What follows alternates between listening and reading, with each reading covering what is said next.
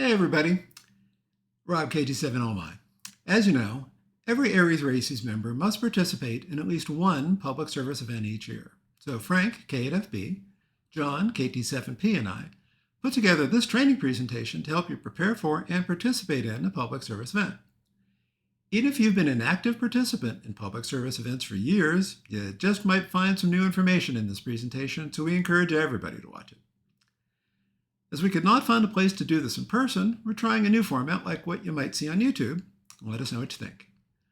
We hope you'll find that public service events are not only a good opportunity to practice our radio and incident skills, but also fun and rewarding. Really, you'll see. Anyway, let's get started. Okay, let's start by talking about how a public service event is put together. So obviously there's a person that has to do all the work to get everything arranged. And this person could be from one of many different organizations. Different events are sponsored and arranged by different ham radio organizations. So YARC does most of them, but you also might see Vivara do one. They do the Prescott Rally, for example, and there's an event in Wickenburg that Doug N0DAJ puts together. So not only are there different event coordinators, there's also different event organizations.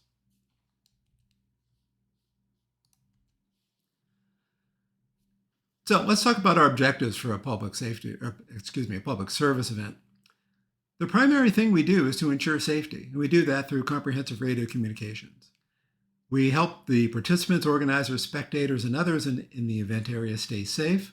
And our value here is using trained operators and our bespoke radio infrastructure to make sure that communications can happen throughout the area. There's a lot of stuff going on in an event.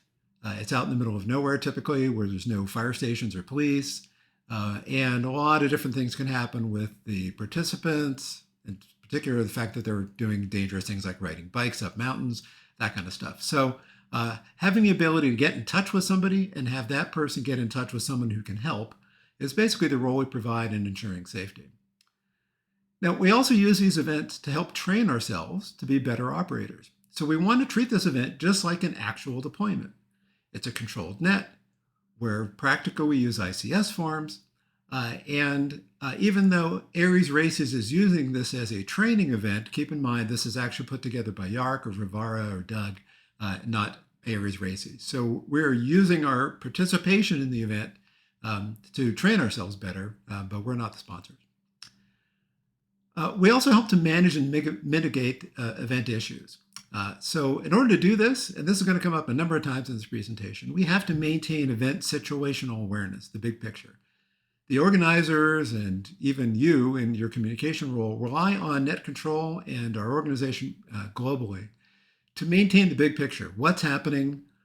Where is it happening? How is it happening? We need to understand the ebb and flow of the event and make sure that things are operating smoothly.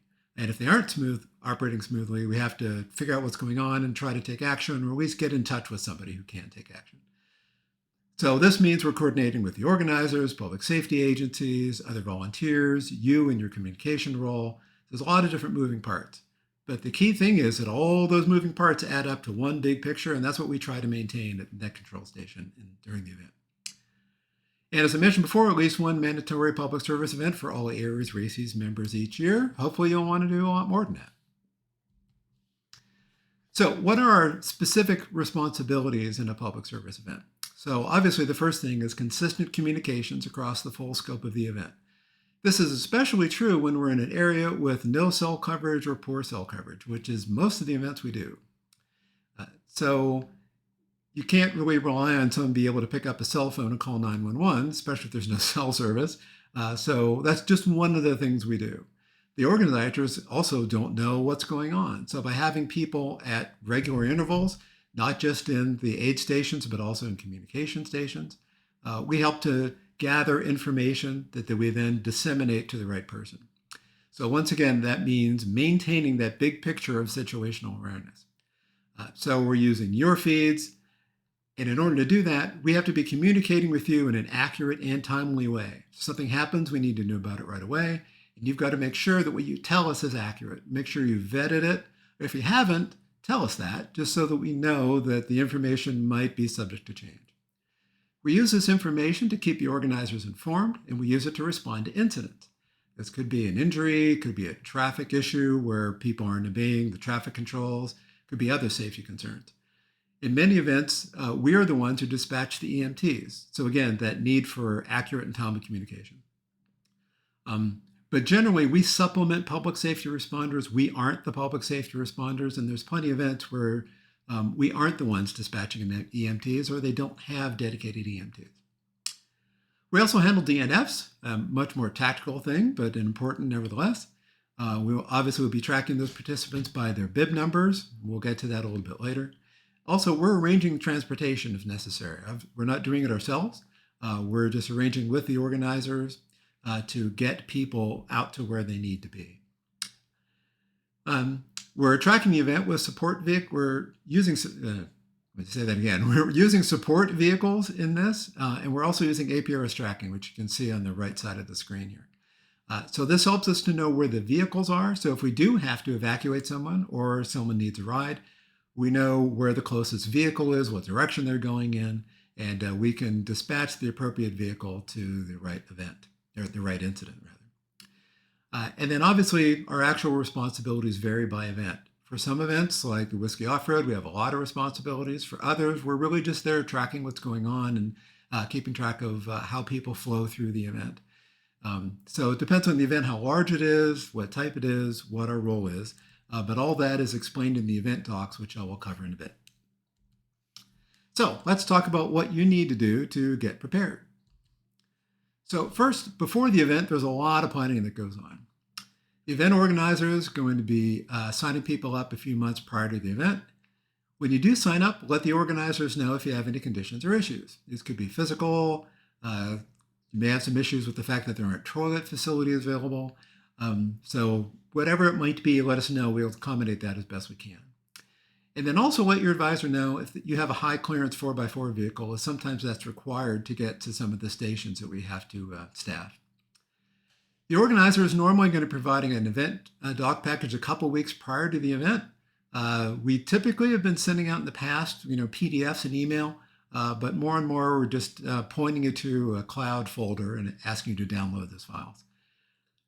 Now, as much planning as we do and as much care as we take, things change. So expect some revisions. So keep an eye on your email, 4 to 5 days ahead of the event, because things may be changing and we may be posting some updates. There is a YARC waiver that needs to be signed. This used to be yearly. It's now once. Do make sure that gets signed. You need to do that to participate. And then once you do get all the documents, be sure to carefully review them and then ask any questions or relay any concerns that you might have. It's important you understand everything that's in the document and what your role is. So we're considering some pre-event Zoom meetings to review the event, especially for newcomers. Not quite sure when or if that will happen, but we're thinking about it. If we do that, this is not an excuse to skip reading the event documents. We expect you to do that even if you even if we do have a presentation we do attend. So what's in those event documents? So first, your assignment details. So you could be assigned to an aid station, a communication station, net control, or maybe a support vehicle. So depends on the event and also what type of role you might prefer. We can't guarantee everybody gets exactly what they want, but the organizers do try. So normally you're going to be assigned with at least one other person. We don't like to have one person out there alone for a whole bunch of reasons. Once in a while that happens if we just can't get enough volunteers, but generally it's at least 2 people. And of those 2 people, if there's one inexperienced person, we will partner you with someone who is. The point of that, obviously, is knowledge transfer. If you're the person with the knowledge, please actively transfer that knowledge to the person who is new. If you're the person who is new, please sure you're asking for the opportunity to do some radio transmission, send in some of that data. So it's a two-way thing. Both of you were working together to accomplish a goal, but we want to make sure at the end of the day that the new person has a good sense of what they need to do and can do that on their own, or maybe even teach somebody else in the next event. So obviously we're going to include your assignment location, directions, and GPS coordinates. We always give you a map, sometimes with pictures. Most events also have a Google map of the course, which you can look at online. You can also download onto your phone. And it will show aid station, comm stations, other important locations that might be in the area where the event is happening. So make sure when you do this that you understand GPS coordinates and how to use them. We're always going to use the digital format. That's the same format you would see if you looked on Google Maps, for example. It's one digital number, either positive or negative. You should have some idea where we are and what the general GPS coordinates are for the Prescott area. So if you see some data that looks completely foreign to that, you can realize that it needs to be corrected. And if you have a date or data that comes from your phone or something, you make sure that it looks legitimate. But it's important to do that. We might have a training class on GPS coordinates later on, but it's easy enough to look at some YouTube videos and things to see how GPS coordinates work. So make sure you do that if you don't know. In terms of vehicle requirements, radio requirements, special antenna requirements, we'll let you know about those. They are all based on collective experience and feedback. So we encourage you to do your own evaluation, but don't do less than we've requested that you do. The requests are based on real experience, not just what we think might happen, but what we have seen happen in the past. So please take that into account when you're getting ready to prepare. So other things in your document package. The ICS 205 communications plan, which hopefully you know, will talk about all the frequencies that are in use and what you need to do to get those programmed in your radio.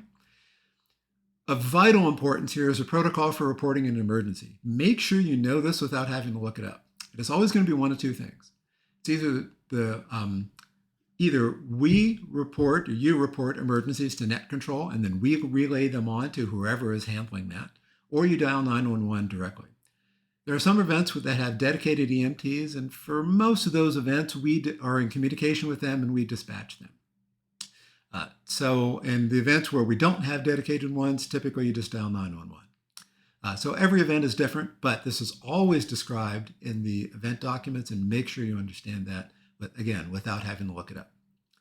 We're going to give you the participant tracking and reporting sheets. Please use the form when you report. It's really important that you give us the data in a consistent format. If sometimes some people start with bib numbers, some people start with times, and you start giving numbers, we don't know which is which until you've finished, and then it's hard to kind of catch up. So we want you to be consistent. We want you to use the form, and this is not an opportunity for creativity. We also give you DNF tracking and reporting sheets. So again, you can fill those out and then call those in to report that. And overall, make sure exactly what's expected of you before departing, how to get there, what to do when you get there, all of that. Make sure you understand that before you go, because that's the time to ask questions about it. So let's talk about preparing your radio equipment before the event. So first you have to determine what you need. We strongly encourage you to bring your mobile transceiver. You might need batteries or additional power. Obviously you need a mast, a portable antenna. You should always bring your handheld. However, don't rely on your handheld for communication in the event.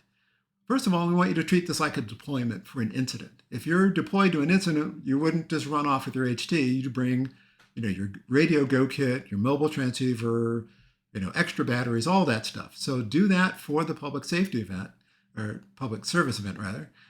That's what we are using it for, as a way to train. So you've heard the phrase from the military, train like you fight like you train. Well, if you're going to be using that in the actual incident, well, use it for the public service event as well. So be certain that the ICS 205 frequencies are programmed in your radio. If you haven't done this, Creighton AD7YR can help you program your radio, but even better, figure out how to do it yourself. If you need to borrow a cable from Creighton and bring your laptop to a meeting and program it, before or after the meeting with Creighton's help, that's fine. Right? But in the future, if something changes, we have to add things. We want you to be able to do that on your own. So please learn how to program your radio. Usually it doesn't involve any special equipment, maybe an adapter cable, but typically the software is free. So add that to your radio skill set if you haven't already. We want you to also use the standardized frequencies and channel numbers in your PC Go kit. So there's a PDF list of all of these, even an Excel file even on the Go kit. Use that for programming it. Don't make up your own numbers. There could be situations, maybe communication is poor and they're hard to get in touch with you, and we're trying to tell you, hey, go to channel 26. Well, if your 26 is, some weird repeater someplace, that's not going to work. So please use the channel numbers. We'll always refer to channel numbers and frequencies, typically, and especially in like an ICS 205, but we might need the shorthand of channel numbers once in a while, so please make sure you're using the same ones. Obviously, test your equipment before the event, and it's best to be over-prepared here and not be surprised when you get to the event. So what else should you bring? Obviously, all the things you need for an afternoon, typically in the sun. Snacks, water, sunscreen, hat, hand sanitizer, all that stuff. Folding chair, you want to be able to sit down. Canopy is a great idea. Most people bring canopies. You can coordinate so that everybody doesn't have to bring one, but you're in the sun a lot, so it's great to be able to have some shade. Obviously, you want to bring your event documents. You can print these. Some people prefer to use an iPad or a tablet, whatever you're comfortable with, but make sure you have the documents. The forms, obviously, you're going to want to print. So make sure you bring a blank tracking and reporting document. Pens and a clipboard, safety vest if you have one. If you're in a position where you might need one, we typically have those in the mark and can give one to you. So if that's the case, you will know about that. That'll be mentioned in the event docs. So don't worry about having to scramble to find one on the day of event. But again, be prepared. Make sure you know whether you need one or not. And if no toilet facilities are available, be prepared. And I don't need to elaborate on that one. Okay, how do you get to the event? First, note the time that you depart from home. We're going to ask you to report your door-to-door time to the organizer afterwards. So don't guess about when you left. Everyone usually has a little notebook in their vehicle, so just write it down. Plan for enough travel time to arrive by the assigned time. Now, the event often has roadblocks or road closures or some types of restrictions, and we want to get you there before all that stuff happens.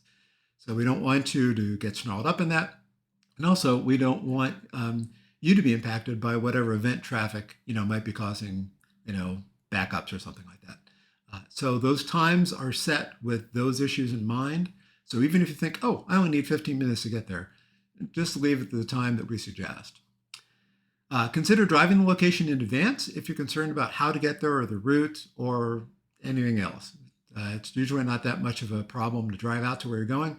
If you're in the middle of the forest and you've got a marginal vehicle, make sure that it's something you can drive. So driving out in advance is a good idea. And obviously pay attention to the weather because if you're on a dirt road, everything might change. Don't solely depend on your phone or car navigation to get there. You have some maps printed if you're unfamiliar with the area. Review it in advance. You can ask your station partner or the coordinator if you have any questions. And when you arrive at the location, notify Net Control that you got there. But this is separate from a radio check, which we'll talk about here in a second. Now you're at the event. What are the next steps? So first, you've got to get your equipment put together. So plan your setup. Make sure you can communicate on all the frequencies in the 205 that pertain to your station. And once you're set up, check in with Net Control using the actual equipment you'll be using in the event. So we talked a little bit about this before, but use a mobile rig with an external speaker and an antenna in a fixed location. Bud sent out an email, quite some time ago, actually was in the newsletter, about how much your signal can change just by moving a couple of feet. So I can't tell you how many times people have called in and say, hey, I'm calling for a radio check. Yeah, sound great. And then they call in the data and we can't hear them at all, or we hear every other syllable. So the location really matters. So if there's an antenna and it's in one spot all the time, that's not going to be a problem. So once again, one of the reasons we won't use a mobile rig and a fixed setup. And if you need to use your HT and you want to use your AT because you need to move around, that's great. So this is a great opportunity to test out your cross-band repeat configuration. Most of the mobile rigs that we have cross-band repeat capabilities. So learn how to do that, how to set it up, test it in advance, and use it in the event. It's something you might use, again, at a real incident. Let's say you're in a shelter and you have to be inside the shelter, but the radio's outside in your truck, for example. Well, you're going to use an HT and you're going to use crossband repeat to get out of the building. So this is a skill you need to have. So excellent opportunity to practice it in a real live environment. So it's important that if there's other people around that are also using crossband repeat, you want to make sure you coordinate your UHF input frequency with Net Control so we can make sure everybody's on a different frequency. Believe it or not, this has happened. Also, make sure you remember that when you're on crossband repeat, you need to wait even longer than you normally do to start talking to avoid quick keying. It takes a while for all that stuff to set up. So slowly count to 2,000, 1,000, 2,000, up to 2,000 by ones, obviously, before you start talking to make sure that we can hear the entire transmission. Also important to use CTSS tones to prevent inadvertent transmissions. You are responsible for any transmissions on your radio, even if you're crossband repeating. So the FCC will not take lightly somebody abusing your crossband repeat setup if they find it. So at least use a CTSS tone to make sure you're the only one using that as a crossband input frequency.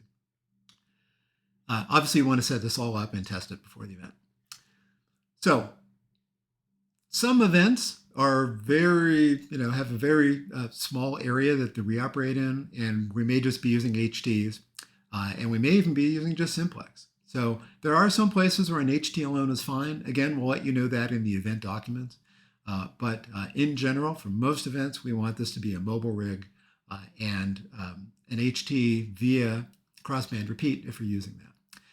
If you are using an HT, having a headset will help. Oftentimes, these environments are really noisy. There's people ringing bells and clanging things, all kinds of other stuff when people come by, right when you're trying to report the data of who just came by that location. So a headphone really helps. Oftentimes, the microphones have some sort of noise cancellation as well, so it also helps us to hear you. If multiple people are reporting, it's best to share one equipment setup. You can crossband repeat from different HTs into the same rig. Again, we want everybody to participate in the radio transmission part. Just don't have one person do that. Move that around, for as different waves come by, have different people report that. We want everyone to get that experience. But do have each person do a signal check with net control on their equipment. So once again, using the equipment you're going to use, hopefully from a fixed location, and make sure everybody checks on that signal before the event starts. You typically get there well in advance of when anything will actually be happening. So use that time to make sure that everything is set up so that there's no issues that arise when the event happens. So let's talk about a couple of examples here. On the one on the left, if I can move this over there we go. So this obviously is pretty good setup. All these are good setups, but one I think is better. You can already tell which one that is. So we got a table here. We've got the mobile rig. We've got a fixed antenna. That's great from a communication standpoint. Perfect. It looks like this person, can't tell who it is in the shade. That's good, but not having a canopy might become a problem for a long event. But this is a good way to get the equipment set up. So is this, right? Having it all in the back of your truck. And obviously you can see you got a speaker here. We got the battery. We got the radio. This isn't a bad way to do it, especially if you're going to crossband repeat into it. There's no reason for the equipment to be right next to you. Let's leave it all in the truck. Maybe the antenna's on the truck. All that works, crossband repeat into there, no problems, and you can be off under your canopy. This setup here on the right with Tony and Bob is an excellent way to set things up. If you look at this, we've got the mobile rig. This is the headset there. We've got a speaker. Bob's got his binoculars so he can see the people coming in advance. Great idea. Tony's got a tablet over here. You got your water, chairs. You're in the shade. Perfect. So you may need to get up from this to go see who's coming or something. We'll talk about responsibilities in a bit. But just from a radio standpoint, this is what I would typically recommend for most installations. You got everything you need to be comfortable and also to be effective. So let's talk about communicating with net control. So event nets are always directed nets. I'm sure everyone knows what that means. So you must initiate all communications through net control. And if you need to go direct with another station, just ask us. Or typically the simplex net is uncontrolled, so you can use that. We ask you to initiate your communication by stating your tactical call sign only. Now, this is obviously different from a typical ham call where you would state your station, but we know that in this controlled net, so that it's just redundant. And oftentimes we're trying to minimize the traffic on the net. So just state your tactical. So aid station 2. And not net control, this is aid station 2. Just adds a lot of extra verbiage that we don't need. Net control will respond, go ahead, aid station 2. Or again, if things are really busy, you might just say station 2. That means that it's fine for you to go ahead. So first, please tell us what you intend to report, and then wait for us to acknowledge you. So you might say, I have the first 3 mail writers. You're ready to copy. And we say, okay, go ahead. Because sometimes we got to grab a pen and paper. We might be putting it directly into the computer. We may be doing something else in the mark to handle something else. So make sure we're ready to start taking your data in. Don't just start sending it. After we acknowledge you, provide the information slowly and clearly. And just like any other transmission in an incident, think about writing it down yourself as you are saying it. And don't say it any faster than you're writing it, at least writing it in your head. So use the form and follow it, and maintain the order on the form. So make sure everything is always sent out in the same order each time. We'll confirm what we copied to make sure we got it right. Upon completion of your traffic, give your FCC call sign only. FCC doesn't care what your tactical is. They only care about your call sign. So just use that. We don't need your tactical when you sign off. If you're using an alternate frequency or a backup repeater, simplex channel, something out of the ordinary, state this when you're raising net control. For example, aid station on event simplex, or aid station 2 on event simplex, or aid station 2 on Francis. This way, we know which radio to go get. We've got a lot of radios in the mark, and it's very difficult with 3 words that you're going to say for us to figure out which radio that was. So telling us which one you're on, if it's different from the normal net frequency, really helps us to respond to you more rapidly. So we talked before about how to report an emergency. Really critical. So follow the provided instructions. We'll always have that. You should always know what they are before the event starts. Every event's indifferent, so again, understand that. If you called 911 and reported this, you should know the nature and location of the emergency. Tell 911 that, and then let us know what you told them. If there's an emergency situation at your location, whatever that might be, wait for a pause in communications and clearly but forcefully state your tactical call sign followed by emergency. So, for example, aid station 2, emergency. If you say it in a way that we're going to tell, oh, something's different here, don't just say, the way you'd normally be reporting data. Right? Say it with some emphasis so we can tell that, we should be listening closely. We'll acknowledge you, and then we'll also ask all the other stations to stand by. That gives you the time now to transmit your traffic. The net's got a lot of prolonged traffic on it. You can't break in. You might want to consider moving to a secondary repeater. And then once again, tell us which repeater you're on. So for example, aid station 4, emergency on Francis. Be prepared to provide the nature and location of the emergency before you call. Don't just call us and then say, oh, I don't know, let me go look. Get all the information that you can without taking too much time. So provide an estimate as to where it is, its distant location. Make sure, it's like all events we participate in, we're only using first names and bib numbers, no last names. Any non-emergency traffic from all other stations should be held until the net resumes normal operations. Now, you can't do this if you're not always listening.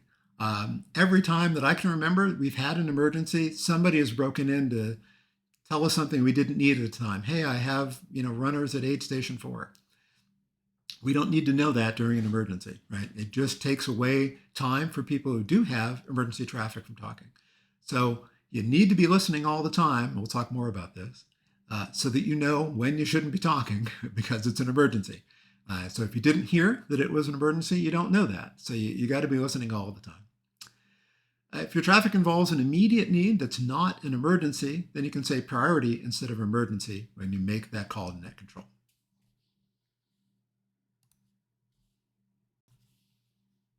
Okay, so let's talk about some event best practices. So obviously we're talking about ways you can be prepared and some things you want to think about in advance. Excuse me, in advance. So who else is at your station? It's important to introduce yourselves to the other volunteers. Let them know why you're there. You may need to talk to them. They may need to communicate through you. So make sure that connection is made. What information do you need to track? What do you need to report? You may want to track more than you actually report. That's a very good practice. We have some folks that track all of the runners or participants that come by their station, everyone that they can capture. And that's useful sometimes. We don't expect everybody to do that. We don't ask everyone to do it, but not a bad practice. As a matter of fact, it's a best practice. What problems are you likely to encounter in getting that information? What's the event course? Really understand that well. What are the different distances and events, and which ones pass your station? You may be in a position where not all the events pass by you. Don't be surprised when you say, oh, I expected runners by now, when in fact that those people don't even go by your location.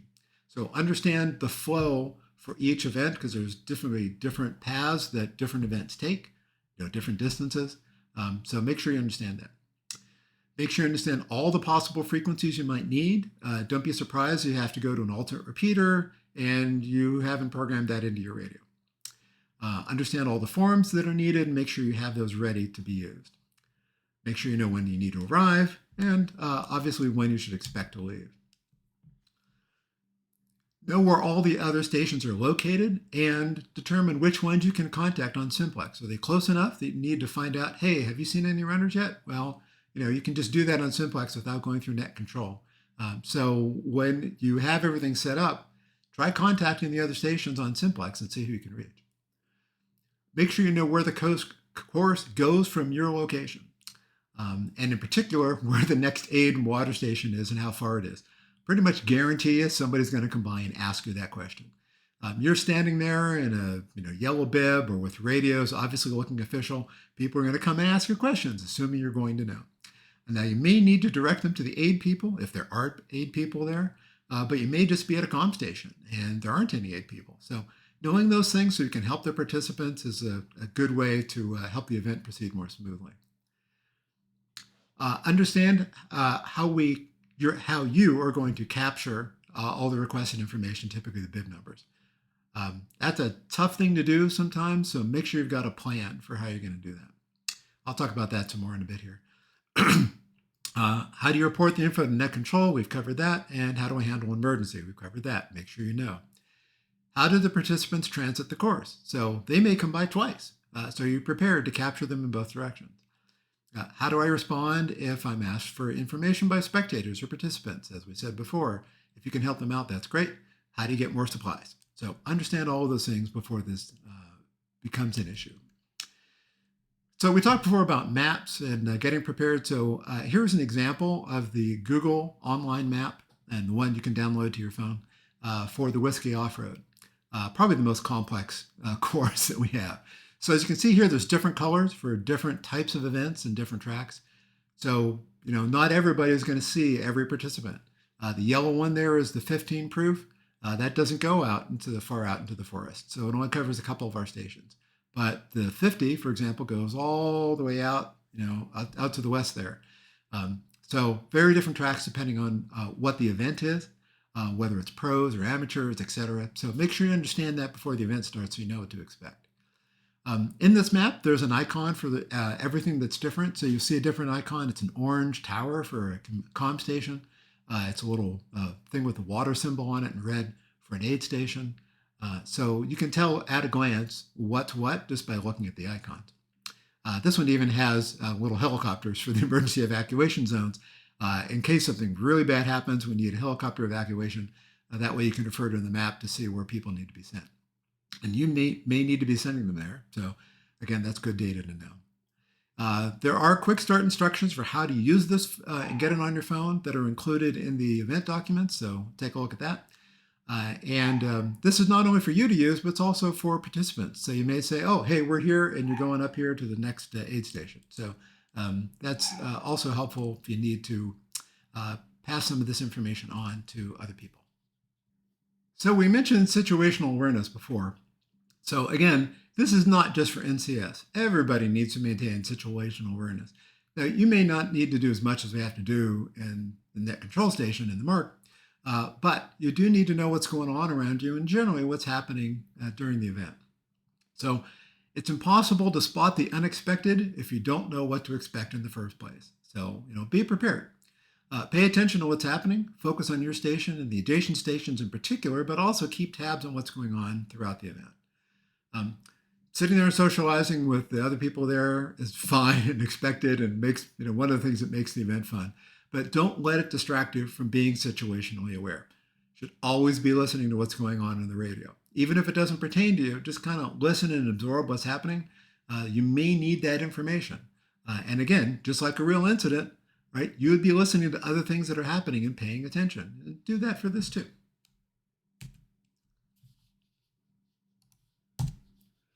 So, the most important skill in maintaining situational awareness, especially on the radio, is listening. So this gets its own page.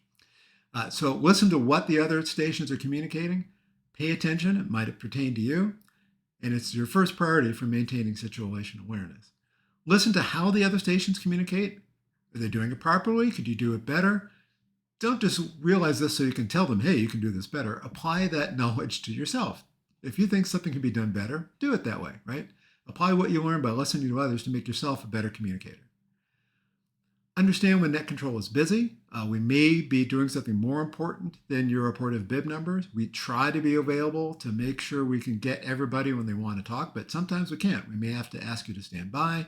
And if a lot of stuff is going on and we're dealing with some issue like trying to get somebody evacuated, even if it's not an emergency, be cognizant of that and maybe you just want to wait a little bit until things settle down. However, if normal traffic was suspended due to an emergency, make sure you wait until you're cleared. You should only be talking on the net during an emergency if you have relevant traffic to that particular emergency, or obviously if you have something else that's another emergency or any other type of priority traffic. So, capturing the bib number. You need a plan to capture the bib numbers for participants. You might be at a corner and all of a sudden somebody comes around and they're there. Don't be surprised. You might need to put somebody, up ahead to tell you, hey, numbers are coming, or maybe even to capture those numbers. It's the best idea to have a division of responsibilities. One person whose job is only to capture it, and maybe another person to write it down, maybe a different person to call it in, and maybe you switch roles. So whatever works for you guys, but typically one person trying to look, capture it, usually doesn't work because they may be in a big group, or then bib numbers may be hard to see because they're on a bike and is flapping in the wind, or maybe it's on the back of the runner. You never know. Especially if you're at the first station, you don't know what any of this is going to look like until you see it. So, make sure you get as much advanced knowledge as you can. In situations where I've done this myself, I set my camera up on a tripod and use the video to capture it. So in case I missed anybody, I can go back and look at the video and maybe get some idea what the bib numbers were. I'll show you an example of that in a second. And again, place someone in a position to get a head start if you don't have good visibility to the participants before they hit your station. Listening to the report of the station before you always helps to know, oh, okay, these people are in front. When I see bib 17, I know, okay, that's probably the guy or the gal in front. So use that information to make sure that you're prepared. Some events have bib numbers to designate the multiple events. Could be distance, could be gender. So they may not all come by your station. So make sure you know which ones to look for. Make sure you know what the colors are. And if somebody's color is not what it should be, and we've had this happen before, they may have taken a wrong turn. So you should know that if the bib colors are wrong, maybe it's an error. Now, you have to be careful with this because sometimes they just give out bib numbers of different colors to participants because they ran out of the other ones or for whatever reason. So it doesn't always mean that something is amiss, but at least it's something to note and to tell us about. Some even use number ranges to designate that. Again, this tends to get messed up, but generally it's a good idea to know what the ranges are. Some events ask you to report by gender. Good chance you won't be able to tell. They got a helmet on, they've all got spandex on. Was that a guy or a girl? Don't really know.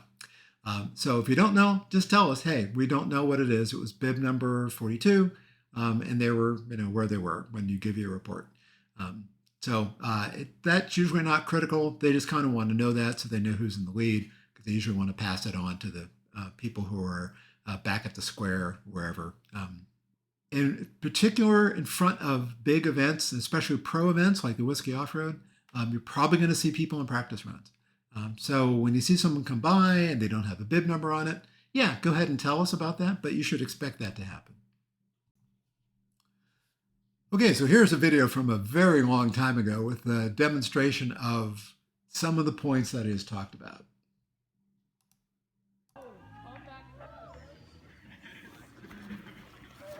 Number one.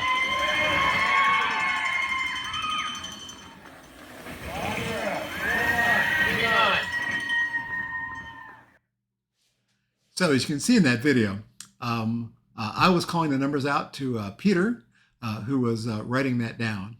And we used the video to make sure we captured it. As you see, they came by really quickly. It wasn't easy to see what those bib numbers were. So having that video as a reference. So again, not expecting you to do this, but you may find it a little bit easier to do what you need to do. So let's talk about some safety considerations. Obviously, your safety is your first responsibility.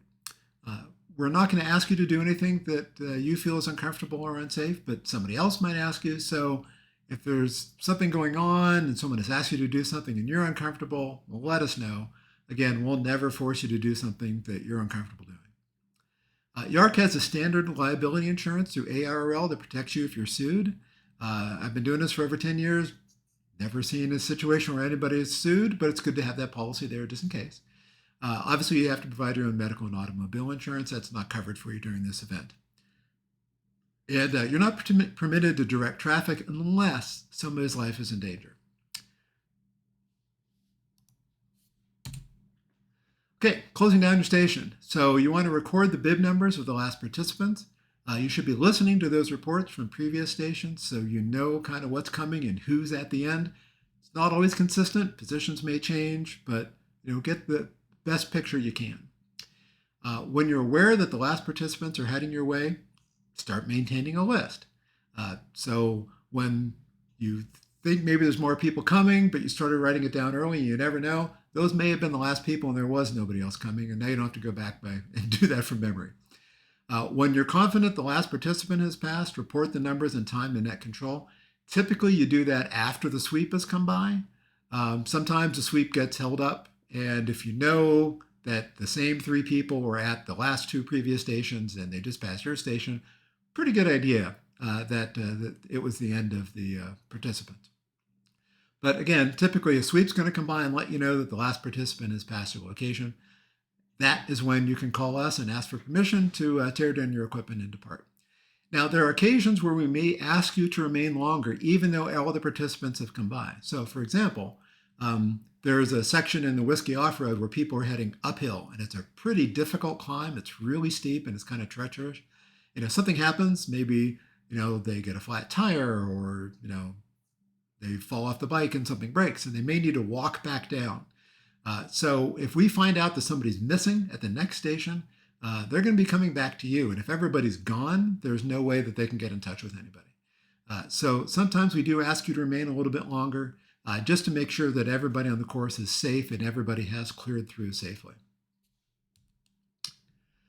So for post-event actions, obviously, as I said beginning, report your door-to-door time to the organizer. So when you get home, write that number down and then email it to whoever was doing the organization. Keep a copy of all your notes and reports. You don't have to send those in, but maybe you want to scan it, keep it on your computer, or just keep it in the folder.